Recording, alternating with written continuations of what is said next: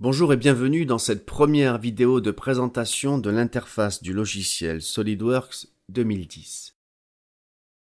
Au premier démarrage du logiciel, vous tombez sur cette fenêtre et vous retrouvez l'interface qui existe depuis la version 2008, à savoir le menu ici SolidWorks qui, quand je mets ma souris dessus, décale mon panneau, mon menu déroulant ici que je peux accrocher avec la punaise. Ce qui a pour effet de décaler ici les boutons de la barre d'outils standard. Je peux très bien refermer ce panneau en recliquant sur la punaise. Dans l'alignement ici, la barre d'outils de recherche qui sera présente que si vous l'avez installée au départ lors de l'installation de la suite SolidWorks. À côté de la loupe ici, un petit triangle qui, si je clique dessus, me permet d'accéder à des fichiers locaux, documents récents. Dans Fichiers locaux, ceci a pour effet d'ouvrir immédiatement ici le panneau Rechercher qui vous permet de parcourir toute l'arborescence ici de votre ordinateur. Et je peux également ici, quand vous voyez une punaise comme ça, accrocher le panneau. J'en profite pour passer en revue ici les différents onglets de ce panneau que l'on appelle le volet des tâches, qui est constitué d'un premier onglet Ressources SolidWorks qui va vous permettre de créer un nouveau ou ouvrir un document, d'accéder au tutoriel SolidWorks. Ici, un emplacement réservé à la communauté qui va vous permettre d'aller communiquer avec les utilisateurs SolidWorks et également le portail client. Ici, une boîte ici qui vous permet de faire une recherche de ressources en ligne auprès des partenaires de SolidWorks. Et pour finir ici, une case conseil du jour, assez sympathique, qui vous donne un conseil et qui vous permet d'aller à un autre conseil si vous le souhaitez. Ça peut être intéressant parfois d'en lire. Si je continue ici, j'ai l'onglet Bibliothèque de conception, c'est la toolbox, on verra ça pendant cette formation, donc je ne vais pas l'activer tout de suite. On aura l'occasion de le faire plus tard. Ici, explorateur de fichiers qui permet d'explorer les fichiers ouverts dans SolidWorks, mais également sur votre ordinateur. L'onglet recherché, on vient de le voir. La palette de vue, cet onglet sera utile lorsque l'on sera dans les vidéos de formation à la mise en plan avec SolidWorks. Ici, pareil, apparence et scène. Lorsque vous voudrez changer les apparences ou les scènes pour avoir un rendu plus réaliste de votre modèle, vous aurez besoin d'accéder à cet onglet-là du volet des tâches. Et pour finir, les propriétés personnalisées. Donc, en fait, tous ces onglets appartiennent au volet des tâches qui peut par clic droit dans une zone vide ici être désactivé. Alors c'est en dehors de la capture, mais vous pouvez lire volet des tâches. Cocher, si je le décoche, je n'ai plus mon volet des tâches. La même chose pour le réactiver, volet des tâches. Voilà, là il est rabattu. Pour rabattre, il suffit de cliquer dans le vide. Alors, tout point de départ dans un logiciel, c'est bien entendu de commencer par un nouveau document ou ouvrir un document existant. Ici, nouveau document, la petite flèche m'indique bien qu'il n'y a que nouveau. Et ouvrir, il y a ouvrir et parcourir les documents récents. Souvent, vous aurez à ouvrir un document récent. Donc, ça peut être intéressant comme option ici, par exemple. Voilà, j'ai ici une liste de tous les documents qui ont été ouverts, créés récemment. Je peux créer un nouveau document. Ici, j'ai le choix entre une pièce, un assemblage et une mise en plan. Bien entendu, pour faire un assemblage, il faut avoir réalisé plusieurs pièces, ou au moins une pièce. Une mise en plan nécessite la création d'une pièce ou d'un assemblage. Un mode avancé ici qui permet d'accéder à des modèles et d'avoir des aperçus et différents types d'affichage. Je rebascule en novice, je sélectionne bien pièce et je clique sur OK pour commencer la création d'un nouveau document de pièces. Tout cela pour continuer la présentation ici de mon espace de travail. Alors la première zone ici qui occupe un maximum d'espace, c'est ici la zone graphique qui est dans ce grand carré ici au rectangle. C'est ici que vont se passer toutes les actions et c'est ici que vous allez travailler sur vos modèles de pièces, d'assemblage ou de mise en plan. Une deuxième zone ici, sur la gauche, ici, ce qu'on appelle l'arbre de construction, constitué d'onglets ici, comme vous pouvez voir, l'onglet arbre de création, Property Manager, Configuration Manager et DIM Expert Manager. Je ne vais pas rentrer dans le détail de ces onglets parce qu'on aura l'occasion de les voir bien plus en détail lors de certains tutoriels de cette même formation. Quoi qu'il en soit, cet arbre ici réunit toutes les informations de conception de votre pièce, de votre assemblage ou de votre mise en plan. Ce panneau peut être rétracté en cliquant ici pour gagner plus d'espace et on le rouvre de la même manière. En haut, vous avez ce qu'on appelle les onglets du menu du ruban. D'accord ? Ce menu, le gestionnaire de commandes, moi j'ai l'habitude de le mettre dans ce sens-là. Mais rien ne vous empêche ici, clic droit dans le vide, changer ceci. Par exemple, commencez par le désactiver ici, gestionnaire de commandes. Alors là, on retrouve les barres d'outils comme dans les vieilles versions de SolidWorks, antérieures à 2008 notamment, parce que le ruban a fait son apparition en 2008. Alors ça peut être sympa, mais c'est quand même aussi bien de compacter tout ça dans un gestionnaire de commandes. Et vous pouvez reclic droit, utiliser des boutons agrandis ici. Voilà. Alors là, vous avez vraiment tout le texte qui va avec. Et quand vous serez familier de ces boutons, vous pourrez bien entendu ici décocher, utiliser des boutons agrandis. Moi, personnellement, je préfère pour gagner de l'espace. À cause de mes captures, je suis obligé de restreindre un maximum l'espace. Et qui plus est, je connais ces outils.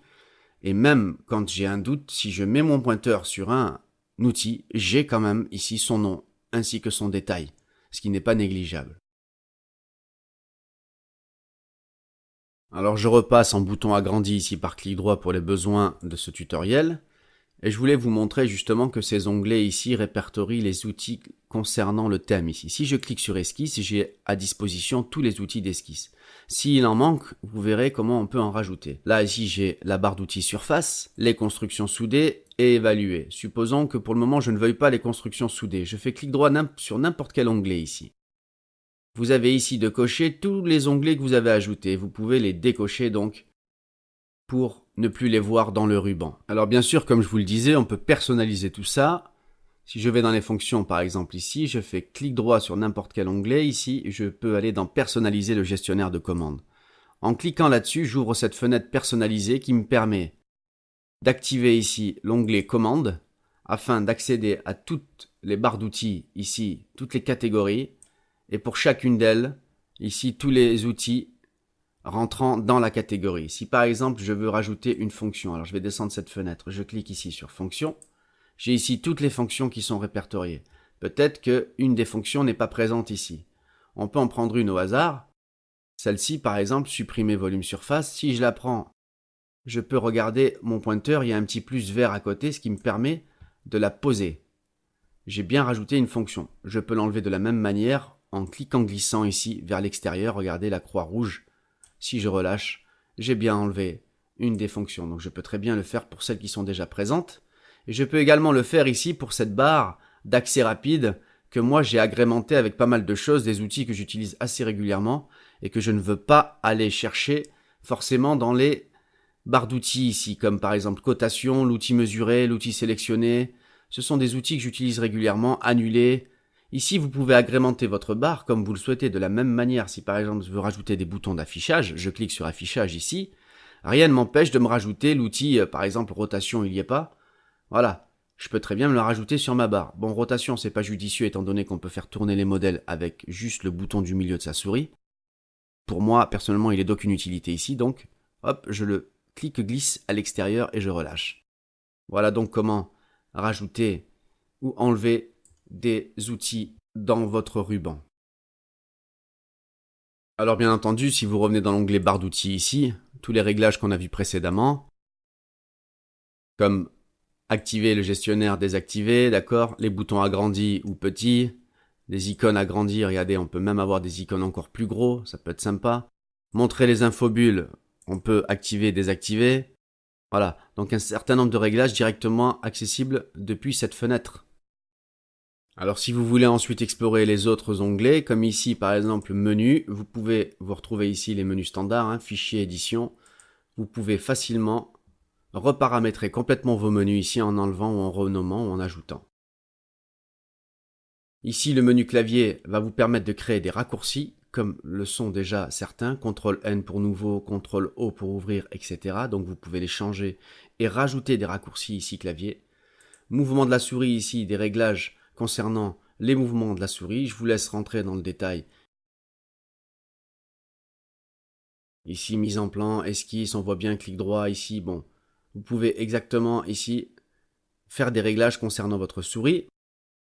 Et dans Options ici, encore des options qui peuvent être réglées, notamment la personnalisation des raccourcis, personnalisation des menus, etc. On ne va pas s'éterniser sur ces onglets, vous pourrez venir voir de vous-même l'effet qu'ils ont ou les réglages que vous pouvez adapter à votre logiciel SolidWorks 2010.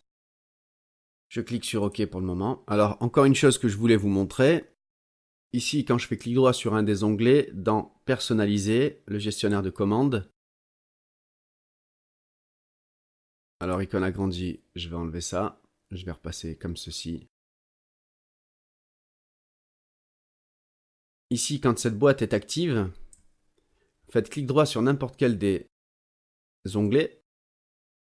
Je vais le faire plutôt de ce côté. Ajouter un onglet, onglet vide, par clic droit. Voilà, là je crée un onglet que je vais appeler mon onglet par exemple. Voilà, celui-ci est créé. Et maintenant, dans Commande ici, vous pouvez venir chercher n'importe quelle barre d'outils, n'importe quel bouton. Par exemple, vous rajoutez votre propre barre ici, votre propre onglet dans le ruban de SolidWorks. Vous voyez, vous rajoutez vraiment tous les outils que vous avez l'habitude d'utiliser. Vous aurez donc votre propre onglet ici. Ça peut être sympa. Donc j'annule ceci pour le moment. Et je vais, clic droit, désactiver mon onglet ici.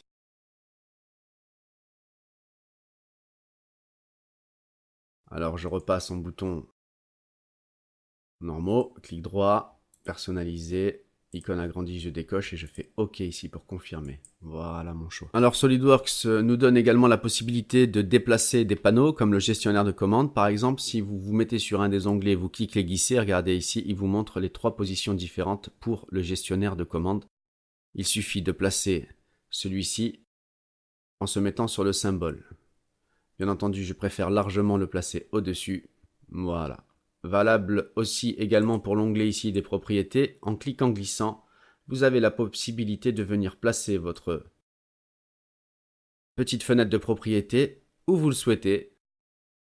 Parmi les choix proposés, ou le remettre en tant qu'onglet ici. Le volet des tâches que nous avons vu précédemment ici sur la droite s'ouvre en cliquant sur n'importe quel onglet. Si vous cliquez sur la punaise, vous le bloquez définitivement et vous pouvez aussi par cliquer glisser ici le libérer, le rendre flottant. D'accord? Vous pouvez donc accéder aux mêmes onglets mais de manière flottante. Et on peut le remettre assez facilement en place et le rétracter en cliquant tout simplement dans le vide. Alors toujours dans le but d'afficher des choses ou de ne pas les afficher justement pour gagner de l'espace, il faut tout simplement ici dans le menu SolidWorks aller dans le menu déroulant affichage. Et dans affichage, alors c'est en dehors de ma capture malheureusement, mais vous pouvez les voir. Vous avez zone de l'arbre Feature Manager qui est coché, barre d'outils également, volet des tâches, Motion Manager, barre d'état. Si je décoche un de ces éléments ici, il n'apparaîtra plus dans mon écran SolidWorks. Par exemple, la barre d'état, si je clique sur barre d'état, vous voyez la barre du dessous ici a disparu. Je la refais apparaître ici en recliquant sur barre d'état, voilà, ici.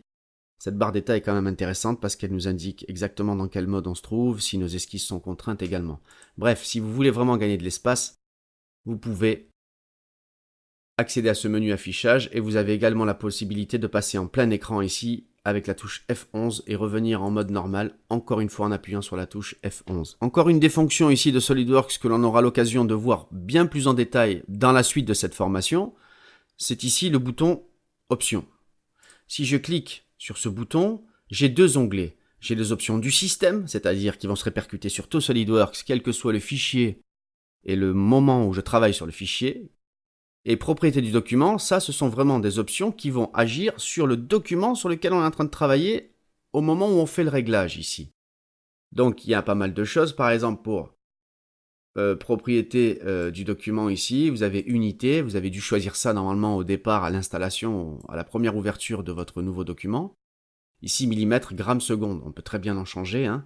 Voilà, donc on aura l'occasion de voir et de venir peaufiner les réglages de notre SolidWorks au fur et à mesure que l'on va avancer dans cette formation. J'annule pour le moment ici la boîte d'options. Petit détail encore pour finir cette première vidéo. Ici, vous avez le petit point d'interrogation. Aide et petites astuces.